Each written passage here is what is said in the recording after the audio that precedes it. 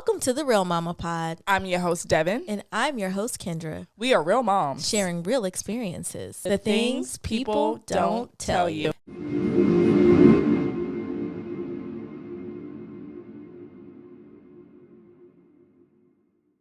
Hey, mama, hey. Hey, Mama, hey. How you doing, friend? I'm hanging. Yeah. How are you? I'm hanging too. So if this is your first time listening, I'm your host, Devin. And I'm your host, Kendra. Welcome to the Real Mama Pod. Hey. So we have some guests with us today. And before we get into our guest, I want to remind you all to write us a review. So this helps us chart, become a household name, do all the things. So pause, take 30 seconds, and write us a review. It doesn't take much at all. 5 stars and a little nice It may note. not even take 30 seconds. Yeah. Anyway, so we have reoccurring guests today. They might as well have their own show at this point. I think it's inching towards that low key. Exactly. They may not accept it, Yeah. but Yeah. it's okay. But we have the fellas, Jared and Jonathan. You guys love them. Numbers definitely show that. Yeah, So no. we try to respect that and get them on. And so welcome back, fellas. How you doing? Appreciate you. Can't complain. Mm-hmm. Here to give you that real talk. That's it. That's what we do. That's it. So we're going to do things a little differently this time. We have the Graces asking the Ferguson questions. Mm-hmm. And then the Fergusons are asking the Graces questions. So, Yeah. which I got. So you want us to kick it off? Yeah, y'all kick it off. Of course you do. So, to give y'all a little context about the Graces have been married for 10 years. Mm-hmm. And they've been together for 17 years. And I feel like at times, like, we get so deep and far along in our relationships and our marriages that we forget how things were, like, back when we first started dating. So, I want to know, or we want to know, a memorable experience you all have from early years in your relationship. So this is Devin and Jared before y'all are married. What is a memory, a fond memory that y'all have together that you like to share? What you got, babe? Again, somebody else got to go first. I can go first. I already have my answer. By all means, go ahead. I was trying to be nice because you're a guest. Oh, I'm a guest here. You go ahead, baby. I'm just playing. I ain't no guest. Look here. Now, I got my answer. Okay, go ahead. Well, first of all, thank you for the question. I think it's a great question.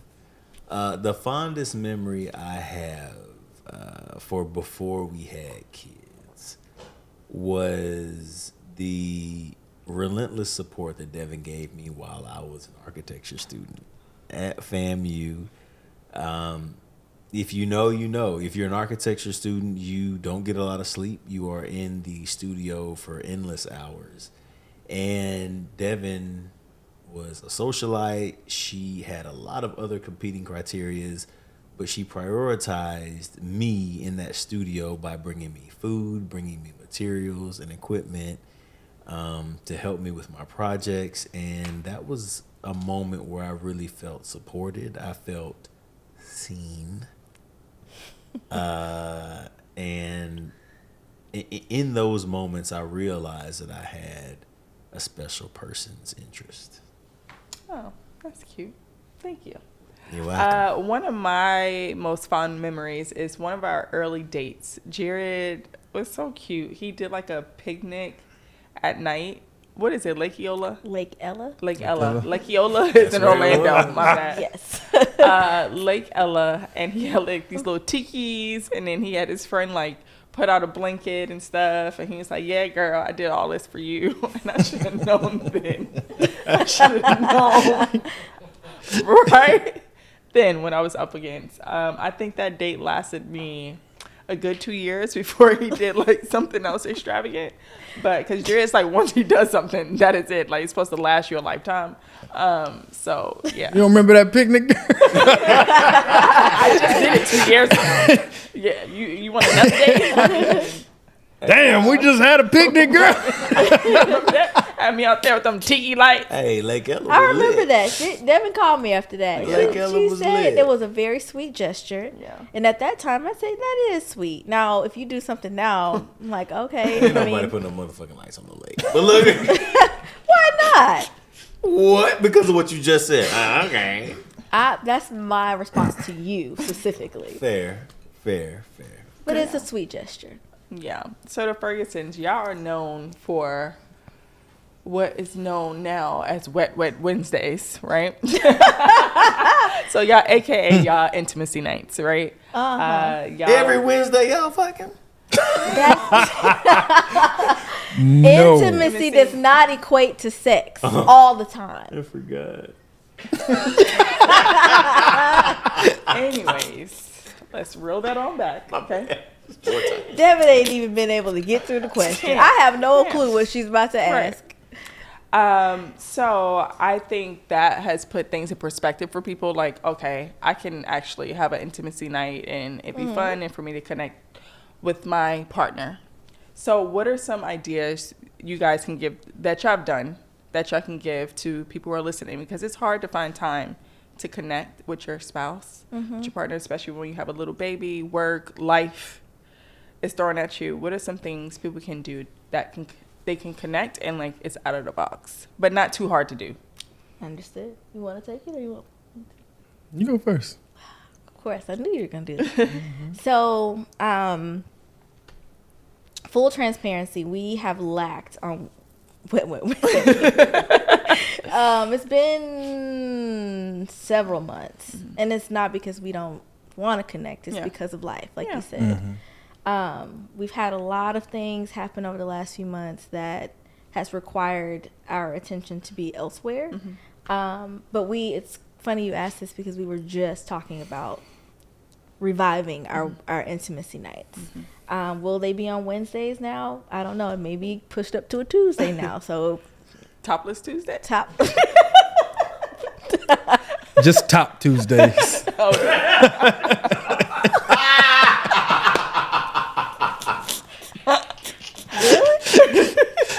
Tuesdays. Anyways, I'm gonna move past that comment. But got the club going up. On a Tuesday. anyways, to answer my part of this question, some of the ways that we connected with each other that didn't require us to be out spending money is we are binge watchers. We will watch a show together, and in some ways that's intimate for us. We're connecting. We have conversations after the episodes. Like, that is a form of intimacy for us. Another thing that we've done is Jonathan his love language is personal touch. Or physical touch. Well, I keep saying personal. Physical touch. And if you have known me long enough, that is not my love language. However, we are trying to pour more into each other's love languages and be respectful of those. So he has sent videos, like we share reels with each other, which is another form of intimacy. But he has sent reels that just shows ways that we can physically touch each other and connect and be intimate. And some of those, I guess, physical touches, they're comforting, right? And we've done it before. There are some others that we're going to try out, but that is a free and easy way to connect by simply hugging and loving on each other. While physical touch is not my love language at all, I do feel good when we have that physical touch together. So those are two examples that I will give. I'm going to leave room for Jonathan to also respond to the question if he has some additional thoughts. I do. Okay. So Kendra gave examples of like binge watching TV and connecting over like kind of source material, right? Connecting over something that we are enjoying together, as well as like some forms of just physical intimacy, right? I think another form of physical intimacy is also things that are good for us, like stretching together, right? I know that we both benefit from this. My wife is always complaining about her back hurting and things like that. let's stretch. That's part of the problem, right? Or this is one way that we can kind of address things like that, right? Stretching together, even just having check-in conversations about how you doing today, right? How am I doing to you, right? How am I serving you?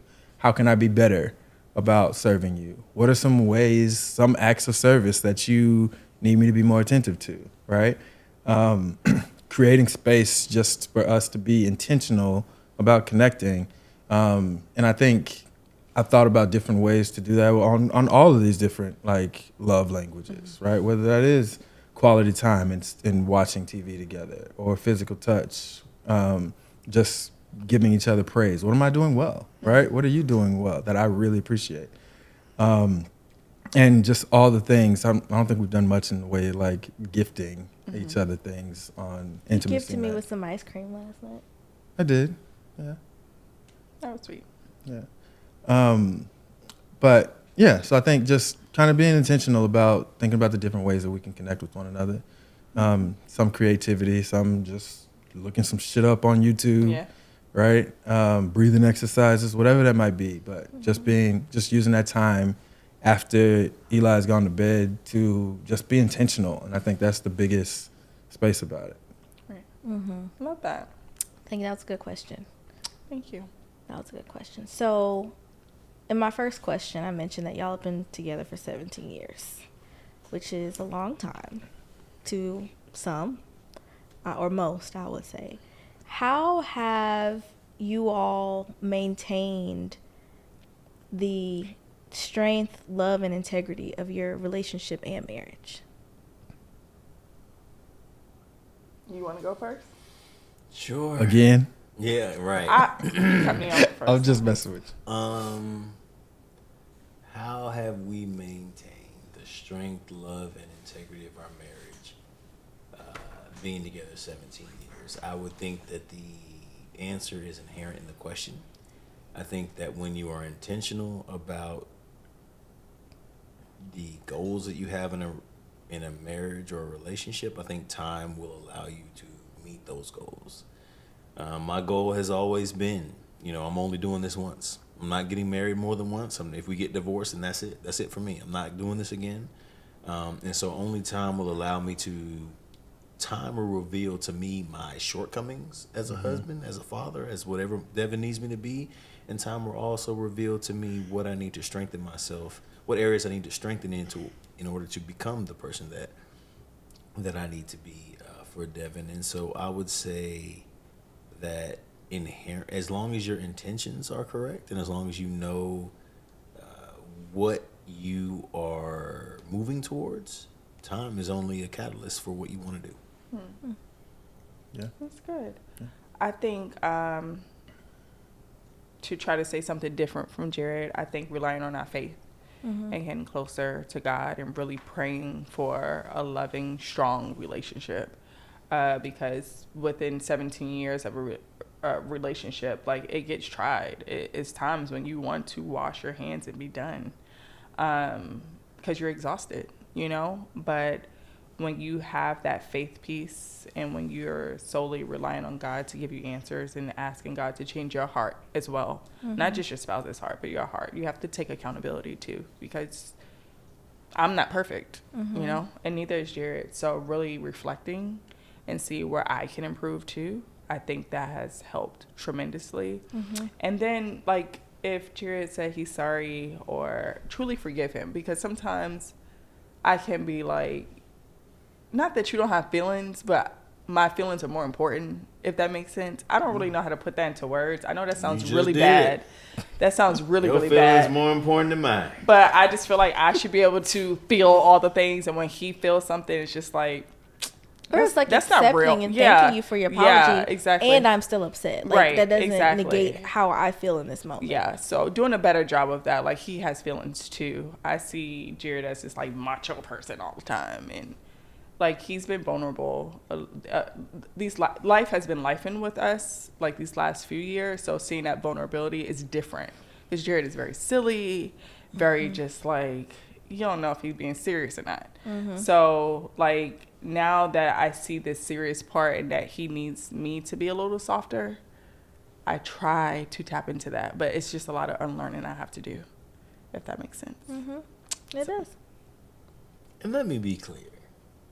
A part of that is also the intimacy piece that y'all talked about. But intimacy to me is fucking, all right? Like, I get it. I just want to put it out there. I get it. We know that, Jared, from all the 10 times you've been on I'm the going to episode. say it again. I'm glad y'all stretched together. Fuck them ligaments.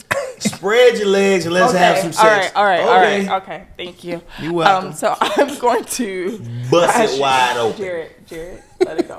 Let it go. We know how you feel about those Bust things. it, Okay, baby. please stop.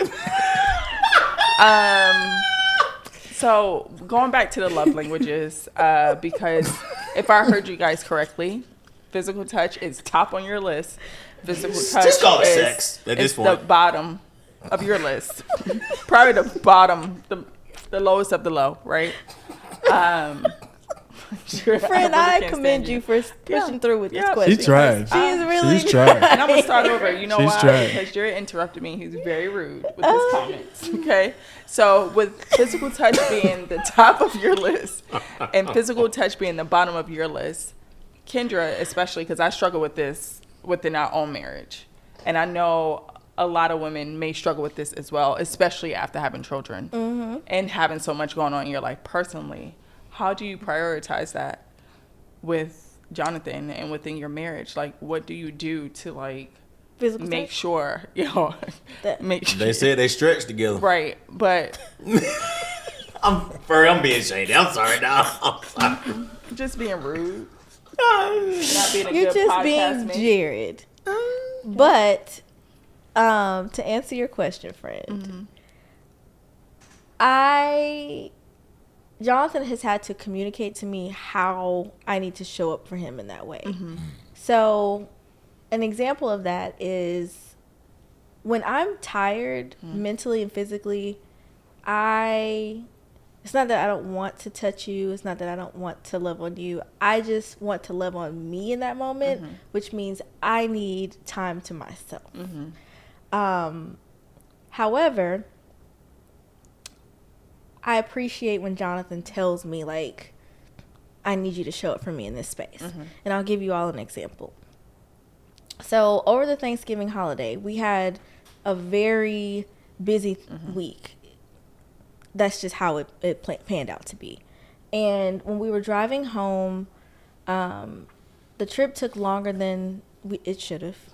A 6-hour trip turned into a 10-hour trip, which is exhausting. Especially when you got a 5-year-old in the back yelling every 30 minutes, when are we getting home? It was just a nightmare. But Jonathan told me, he said, babe, I'm going to need some physical touch. And when he says physical touch, my mind immediately goes to what Jared is thinking, sex, right? But he made it very clear. He said, and I don't mean in a sexual way, I just need some hugs, some love, all the things. Well, not all the things, but he needs Embrace. Yes, that embrace. So I said, okay, I heard him in the car, but when we got home, we unloaded the car, trying to get Eli bathed, make sure he got what he needs, get him in the bed, trying to it was a lot of moving parts. And physical touch was the furthest thing from my mind. So when I got in the bed, I said good night and I rolled over, right? So Jonathan made it clear in that moment, like, I told you what I need. You completely ignored it, right? And this is how I feel about it. And when he said it, I'm a processor. Like, I will sit silent for a little while and it takes me time to process, and then I'll respond, or at least I try to operate in that way. And in that moment, I was like, okay, like, I mean, I don't really know what to say because I'm tired, but I hear you, and just give me some time to process what you just said. So I appreciated him for sharing how he felt. I also appreciated him for telling me what he needs. And I did apologize to him for simply ignoring what he needed, and tried to change my behaviors over the days. Like, show him that I hear you. I see you. I want to give you what you need to feel loved. Even if it's not at the top, it's not at the top of my priority list, but I still want you to feel like I hear you and that I see you. So, Good, friend. Good for you. That's good. Yeah, I appreciate that, babe. And I also, physical touch is at the top of my list.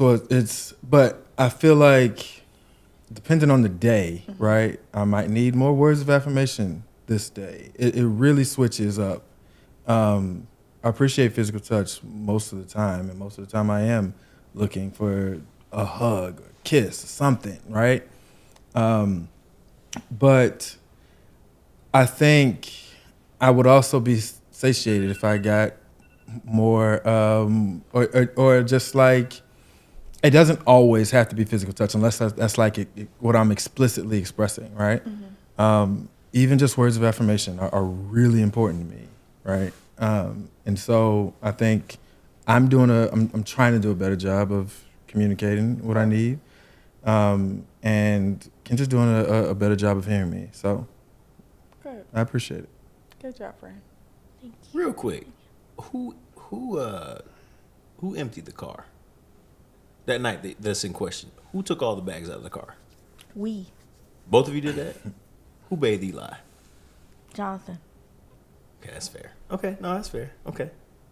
That just sounds, I'm not gonna lie, I thought that Jonathan emptied the car. Jonathan put the stuff up. Jonathan bathed Eli. And when Jonathan asked what he want for, oh, babe, let me process. Who drove? We. Okay. Okay, Yeah, that's it's just fair. a taxing day. I just needed a moment of clarification for America. I feel like what happened was when we got to the house, right? I did unload the car, but Kendra had to, because we were trying to do all the things. Yeah. We were trying to order groceries and do a lot of different things, right? So I unloaded the car. She had to leave to go pick up some more groceries, right? Okay. She came back. Eli had already had his bath and was getting ready to go into bed, and it was a lot of things going on. Kendra had to go get groceries. And then she wanted to do, most of the time we come in, we bring shit up the steps. Depending on how late it is, that bag sits until the next day, or that bitch might sit there for a week, right? But on this day, and I think this is also kind of what I was feeling in that moment when I expressed this to you that night. It felt like everything had to be done except me, except what I asked for, right? And I was the last thing, although I communicated up front that I needed something, right? And it still felt like I was put last, right? So that's what was really, truly frustrating to me about it. And I wanted to make sure that you felt that from me. But it was still this, I didn't say anything at the moment because I understood that you wanted, and I could see mentally that you were processing, doing a lot of different things, and wanted to get the bags unpacked, wanted to get in a position where we could do what we needed to do the next day and get ready for the week. And I'm trying to do my best and be supportive of all of that as well. And I felt like I was meeting your needs and your support, and I didn't get what I needed in return, right? And so that's where I was frustrated. But you heard me, and I have noticed that since then, you've been making more than an effort to initiate a good night and say, and give me a kiss before you just roll over and go to fuck to sleep, right? Scoot over. We might not be having sex, right? But if she's scooting over just to put your body on my body, that means a lot, right? Because as men throughout the day, nobody really touches us, right? We don't get that kind of love. Eli's jumping all over me and he's want to fight. That's the extent of the touch that I get, right? So if I want some love, I have one source to get it from. I'm not getting words of affirmation from many people. I'm not getting physical touch, and this is how I receive it. And I'm sorry. It's not fair to you that you are the sole source. It's not fair that as men, we don't have a space to really receive a lot of this stuff. And so I appreciate you for that. And if I'm communicating that this is what I need, then that's what I need. Yeah, I think that's fair, and I don't want you to feel like you have to apologize for expressing your needs. Like, we agreed to marry each other. We agreed to be the sole source for each other. So I never want you to feel like you have to apologize for expressing what you need from me as your life partner. While our needs are different, I can accept the fact that I did prioritize things that worked for me and my mental space in that time. I made it very clear that when we get home, I got to make sure things are in order, because I know how I can be triggered if these things don't get done. And I know our habit for leaving a suitcase or 3 suitcases full of clothes and all the things there for 1, 2, 3 weeks. It depends on what life has given us. So I knew that the next several weeks were going to be busy. So in my mind, while we got home, we had the energy, or I had the energy to get it done. I'm gonna get it done, you know? So I understand that we perceive things differently. In your mind, you thought that I was putting you last, when in my mind, I was putting myself first. And that those two things will not agree all the time. And I don't want you to ever feel slighted, because I feel like I need to put my mental state first. And I think you would understand that, and I think you have, especially over the last couple of weeks. But I never want you to feel like I'm minimizing what you need. And I also have to be very honest and say that I have to put my mental space at the forefront here. And I will acknowledge that I could have done more to show you the physical touch, even just a simple hug. I could have done that. I should have done that. And I don't want you to feel like I'm putting your needs low on the list, because that's never my intention. I don't want to get bogged down on this, but like you, I feel like, and you might feel differently, but I feel like I saw what you needed in that moment. I although I communicated well before we got there, I feel like I put my feelings to the back burner and supported you in the efforts that you needed to make sure that we had our house set up for the week. And that's why it felt like you were putting my needs last, although I was supporting your needs in the moment, right? And so that's why the slight felt like it did. Yeah, and I think that my needs were our needs. Like, Agreed. me Yeah. working to ensure that our household is in order is not just a need for me. It's a need for you. It's a need for Eli. It's a need for Kobe. It's a need for our family dynamic. Agreed. So I understand how my action in that moment could be perceived. And I want you to understand that I heard you then, I hear you now, and all we can do is just work to be better at acknowledging each other's needs. Good job. Y'all did that. That was very nice. Well, thank you. So, speaking of busy schedules and life and all the stress, what are some things that you all do to stay connected? Like, what are your go-tos? Right now, it's a little hard. But over the summer, we were working out together. That was fun. And holding each other accountable, because we were both really serious about our weight loss journey. We will binge watch things on TV if I don't fall asleep. And then reels. We do send each other a lot of reels. Like, I mean, Jared's funny. So, like, we find comfort in laughter. So, and, you know, we crack jokes or whatever throughout the house. Talk about the boys and the funny stuff that they do. But, yeah. What you got to add? That's good, babe. Say the question one more time. So what are your go-to strategies for staying connected when life is busy and stressful? It's just checking in. Honestly, it's like, hey, what's going on with you? How was your day? What was challenging today? Why was it challenging? Devin hit a couple of good points.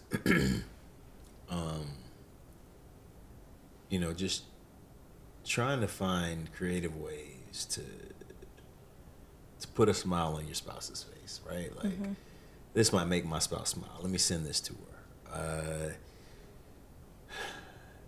It's really, I find myself trying to find out what is the things that can make Devin feel loved the most, and let me prioritize that, so that maybe we'll have a stronger bond or a stronger connection that day. I'm not saying I'm successful all the time. I'm saying that is, I prioritize the acts of service that she might want to feel loved, and I try to connect with her through her love language. That's good. Yeah. So you all just had a kind of tough conversation, right, around what happened. How is it hearing like criticism from each other? And like, how do you navigate through that? Because I know someone who may be listening, like, oh my gosh, that's so hard. And then the guys had an episode where they were vulnerable and talked about some of the things they struggle with as being married men. So like hearing those things, and when we talk about y'all, because y'all not perfect either, and y'all have things y'all can work on. But how is it hearing criticism about yourself from your spouse? I'm gonna let Jonathan answer first.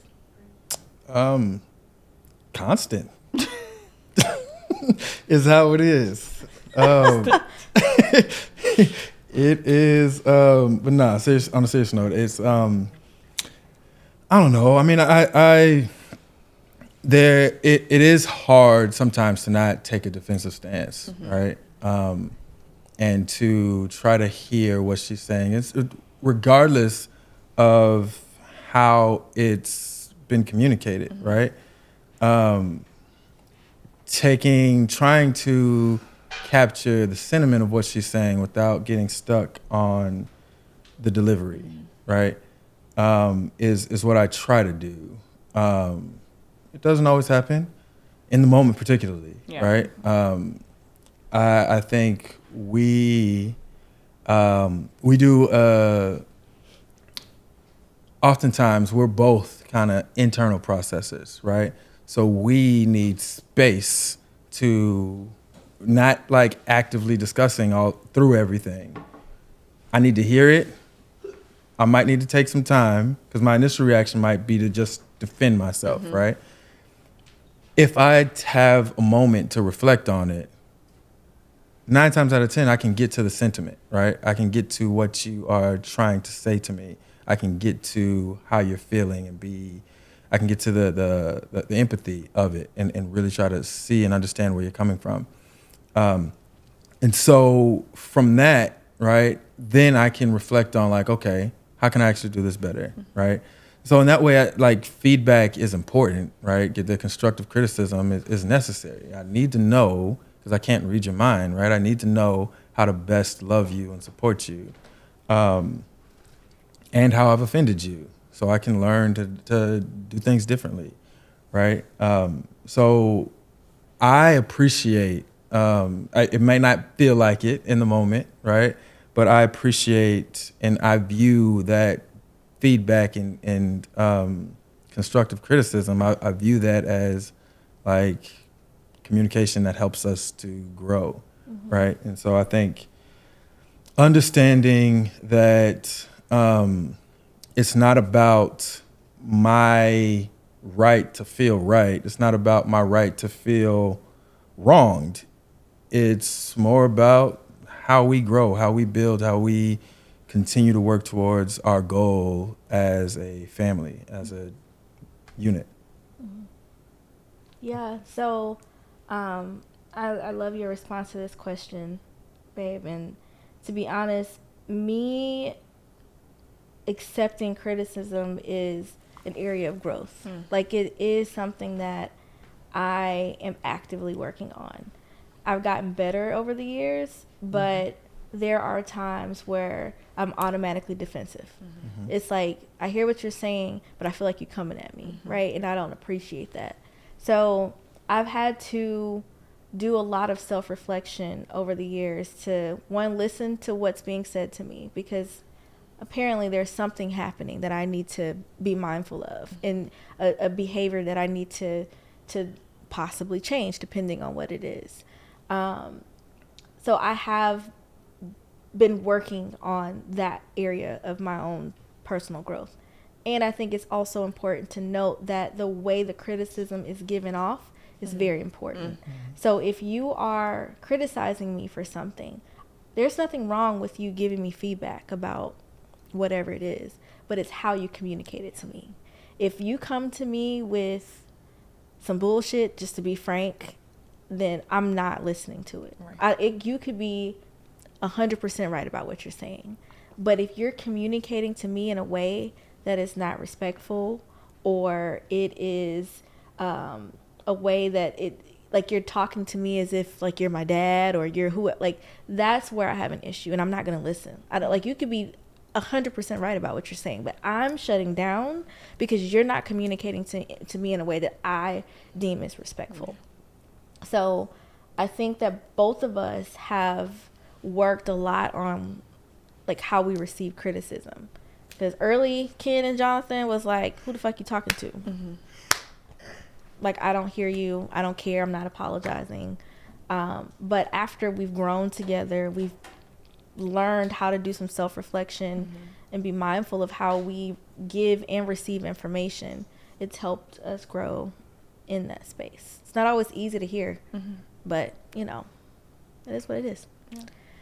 So as we wrap up our last question, I want to end on a fun note. Y'all know I love adventures, me and Jonathan. That is another way we show our intimacy for each other, through travel and new experiences. And I want to know, with the Graces, what's your next big trip or adventure? You go ahead, sweetheart. I don't know if we have anything planned, honestly, for 2025. What would you like? Where would you all like to go? We were supposed to go to Africa. Yes. So I would love to try to revisit that again, Tanzania, and really make that trip happen. It's just so much happened in 2024. It's just wasn't able to go, which is, I think we're okay with. And it was supposed to be for our 10-year anniversary and all that, but we can try again in 2025. Tanzania ain't going nowhere. Yeah, ain't going nowhere. So, yeah. What do you think, babe? I think it's important for couples to understand that, you know, it doesn't take some extravagant trip to take an adventure, right? If you're doing this thing right, you can sit in your living room and have an adventure together. You know what I mean? Like, it doesn't take, oh, let's go to Tanzania, or let's make sure that we go somewhere where nobody else has gone because, you know, that's the only way to do it. No, you can make a trip down the street, an adventure with your person if you do it right. You can have a picnic at Lake Ella, ain't it? You can put tiki lights at Lake Ella. You could hang up some damn lights, girl. You joking, bro? I'm dead ass. I'm agreeing with you. You know, and I say that jokingly, but I'm dead serious. Like, your circumstances and your situation at that time dictate what your adventure is. And if it's not going to look sexy on social media and that can't be an adventure, you need to relook your relationship. You need to relook your situation. Yeah. Because everything ain't sexy on social media, but I guarantee you this, if we connect and we can't take one single picture to put on social media, and I connected with you and we made progress in our relationship, I could give a damn how many likes, how many thumbs up, how many hearts we get. I call that progress. Yeah. But to answer your question, we did want to go to Tanzania. We weren't able to go to Tanzania. I wanted to. What was the place I wanted to go to? Zanzibar? No, it's in Mexico. Oh, Tulum. Tulum. I wanted to go to Tulum. That ended up not happening either. There were reasons behind that. But what I would like to do with my wife, before I take her anywhere extravagant, I want to sit down on a couch just like this, with no cameras, with nobody watching, and I want to create our own adventure right there. Okay. Yeah. Yeah. I that was could be bracing myself for something else, so that's all. My Exhale. You can breathe I now. don't even need no You can vagina. breathe. Just let's Well, There we let's go. brace ourselves for brace some ourselves mama for juice. damn cut my hands on. He was trying to say he don't need to. I understand, but Jared, you never know which way it's gonna go. Okay. That's fair. You said something that triggered me earlier. I want to put this shit out there real quick. Please. You said I had to prioritize myself. I did. And I think for men, a lot of times we find ourselves in that situation where our wives or our significant others are prioritizing their self. Have you ever thought about what that meant for Jonathan? If you're prioritizing yourself, what does that inherently mean for him? If he's ever in a space where he needs to prioritize himself, he has my full support.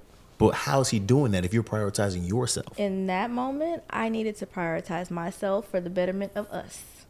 So if Did you ask him what that meant to benefit y'all? darling, would you like to answer? Oh Lord, this you know question? what, Mama No, corner. no, ain't no corner.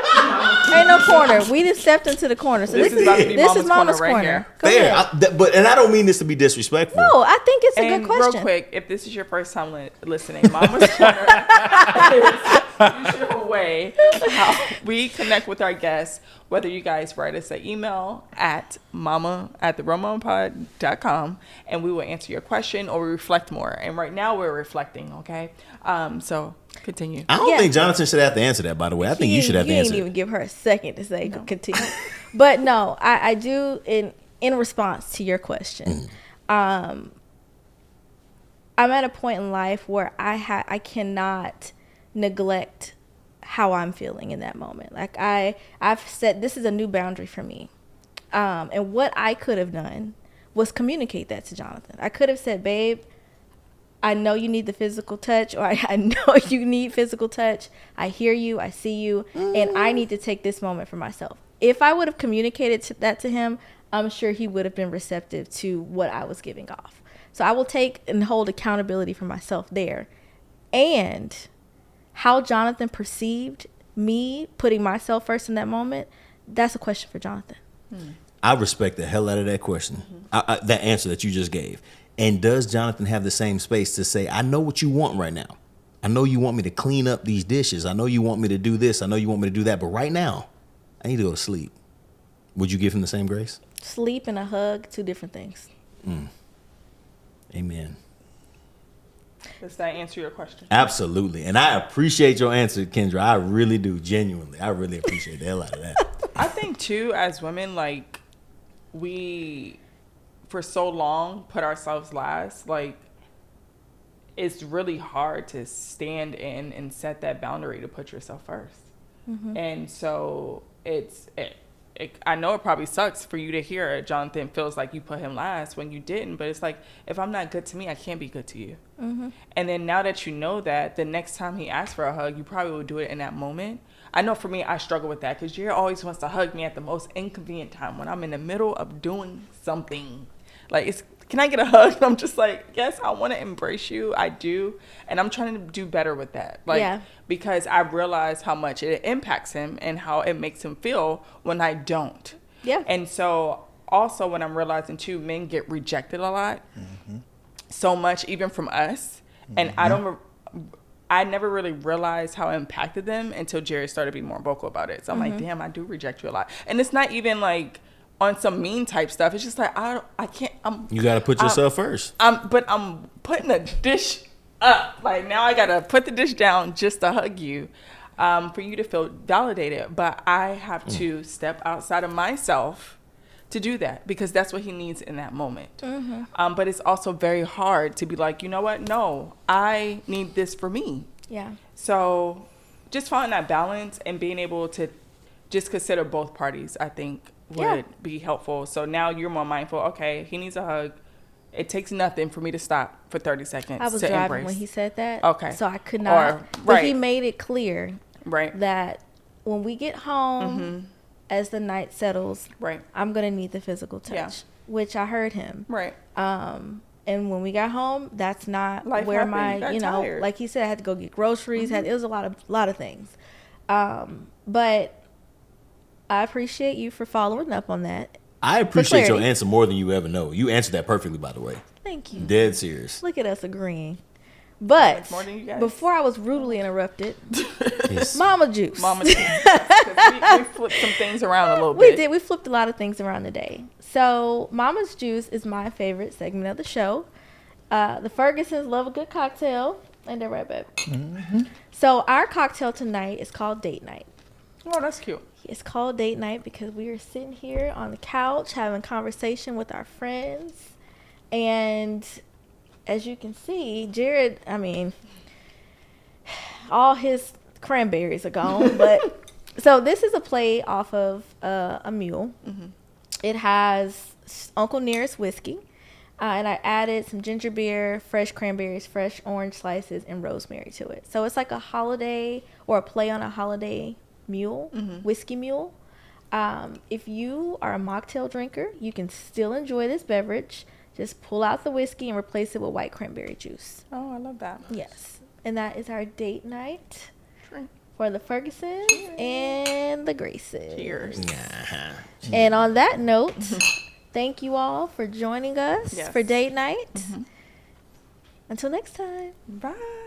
Bye.